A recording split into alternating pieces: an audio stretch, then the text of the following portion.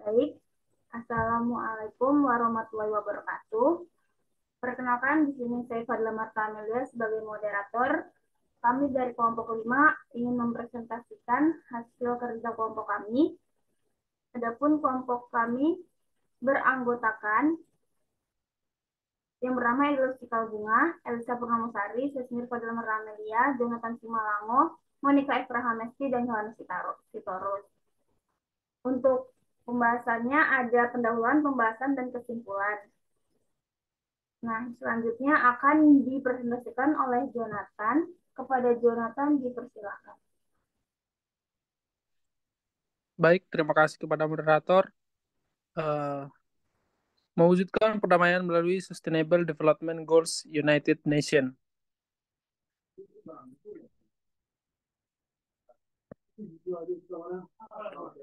Baik, di mana pembangunan berkelanjutan atau Sustainable Development adalah pembangunan yang bertujuan meningkatkan kualitas hidup orang di seluruh dunia, baik dari generasi sekarang maupun yang akan datang, tanpa mengeksploitasi penggunaan sumber daya alam yang melebihi kapasitas dan daya dukung bumi. Kemudian tujuan bisa dicapai melalui 4 elemen tujuan pembangunan berkelanjutan. Yang pertama, pertumbuhan dan keadilan ekonomi. Yang kedua, konservasi sumber daya alam atau perlindungan lingkungan. Yang ketiga, pembangunan sosial. Dan yang keempat, pemerintahan yang baik atau good government.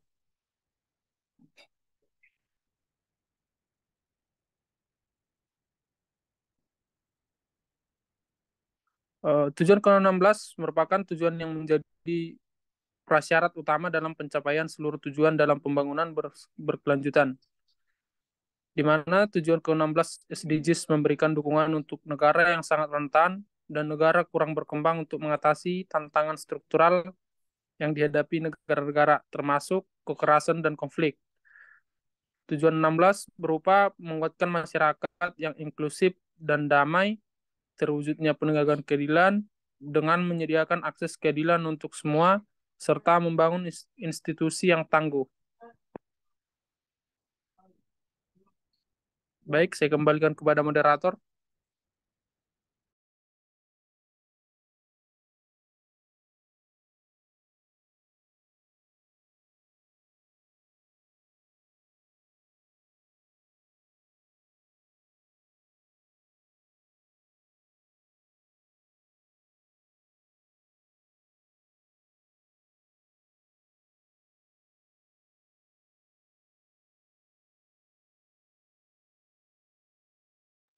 Baik, terima kasih Jonathan. Selanjutnya akan dipresentasikan oleh Edul Cikal. Kepada Cikal dipersilakan. Baik, terima kasih moderator. Selanjutnya adalah pembahasan.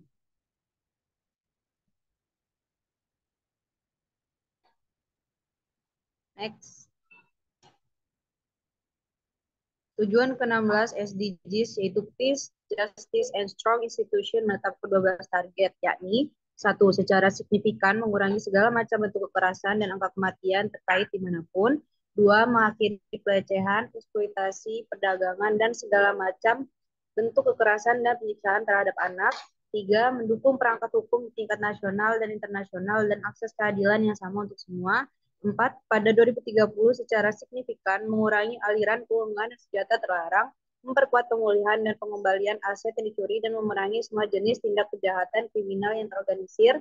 5. Secara substansial mengurangi korupsi dan suap dalam segala bentuk. Yang keenam, membangun institusi yang akuntabel dan transparan di semua level. Yang ketujuh, memastikan pengambilan keputusan yang responsif, inklusif, partisipatif, dan representatif di semua level. Yang kedelapan, memperlebar dan menguatkan partisipasi dari negara-negara berkembang dalam institusi dan tata kelola global.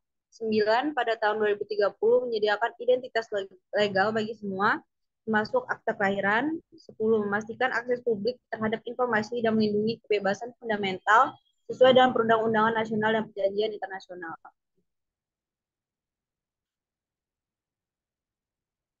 Yang ke-11, memperkuat institusi nasional yang terkait, termasuk melalui kerjasama internasional. untuk pengembangan kapasitas pada semua level, khususnya di negara-negara berkembang untuk mencegah kekerasan dan memerangi terorisme serta kejahatan.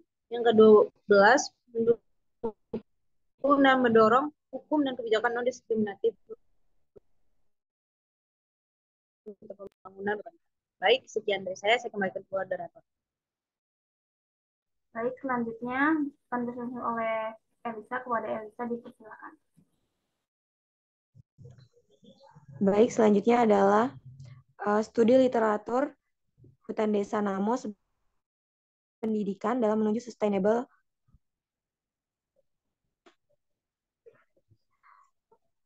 Baik, selanjutnya adalah studi literatur hutan desa Namo sebagai hutan pendidikan dalam menuju Sustainable Development Goals atau SDGs 2030. Selanjutnya,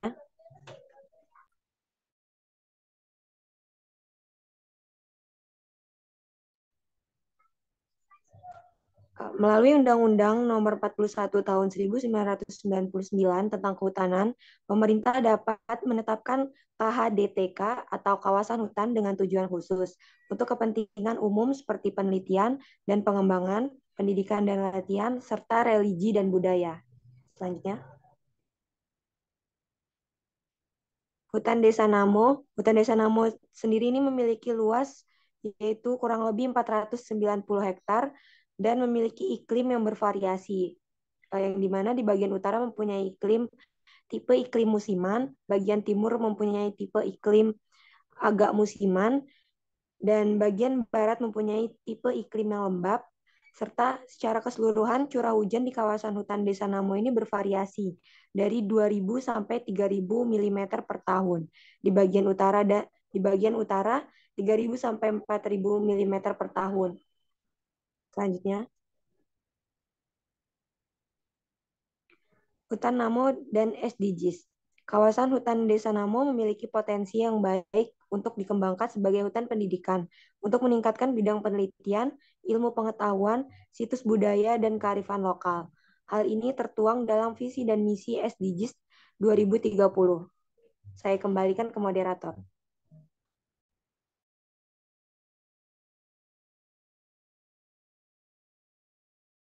Selanjutnya mengenai hasil dan pembahasan, konsep konservasi hutan Desa Namo sebagai hutan pendidikan. Konsep ini yang digunakan adalah konsep kawasan hutan dengan tujuan khusus seperti hutan pendidikan yang merupakan salah satu hutan konservasi yang memiliki fungsi sebagai kawasan pelestarian alam dan juga untuk tujuan koleksi tumbuhan dan satwa yang alami maupun buatan dan juga asli maupun bukan asli. Lalu, kebijakan yang diperlukan dalam pengelolaan KHDTK adalah kebijakan yang tidak menimbulkan persepsi dan adanya tumpang tindih antar penanggung jawab dalam aktivitas pengelolaan kawasan. Kebijakan juga harus mengatur secara jelas dan rinci terkait aturan teknis, serta tidak adanya ego sektoral atau ego kelembagaan antara masing-masing pembuat kebijakan. Adapun hubungan konsep konservasi hutan Desa Namo sebagai hutan pendidikan dengan SDGs 2030 adalah potensi sumber daya alam di hutan Desa Namo harus dikaji karena itu kesesuaian kawasan sama daya dukung ekosistemnya dapat digunakan sebagai acuan dalam menentukan harga tiket masuk.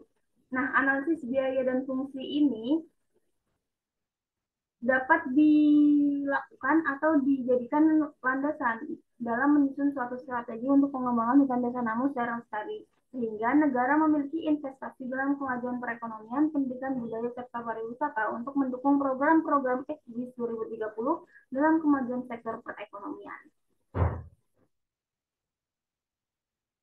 Selanjutnya, manfaat konservasi hutan Desa Namo sebagai hutan pendidikan bagi SDGs 2030 adalah yang pertama, peningkatan dalam sektor penelitian dan pendidikan untuk pengembangan ilmu pengetahuan, lalu pengawetan sumber daya alam hasil inventarisasi dan pengolahan secara lestari, lalu pengembangan situs kebudayaan, meningkatkan perekonomian daerah setempat, serta menjadikan hutan Desa Namo sebagai objek pariwisata. Baik, selanjutnya akan dipresentasikan oleh Monica. Kepada Monica dipersilahkan. Baik, terima kasih kepada moderator. Selanjutnya ada keterkaitan. Jadi tujuan ke-16 menitikberatkan pada perdamaian, stabilitas, hak-hak asasi manusia, dan pemerintahan efektif berdasarkan aturan hukum sebagai jalur penting menuju pembangunan berkelanjutan. Beberapa wilayah menikmati perdamaian dan yang berkelanjutan, keamanan dan kemakmuran, sementara wilayah lain tampak terus-menerus berada dalam lingkaran konflik dan kekerasan. Hutan Desa Namo berpotensi untuk dikembangkan sebagai kawasan konservasi hutan pendidikan, sehingga diperlukan pengembangan dan pengelolaan hutan secara lestari.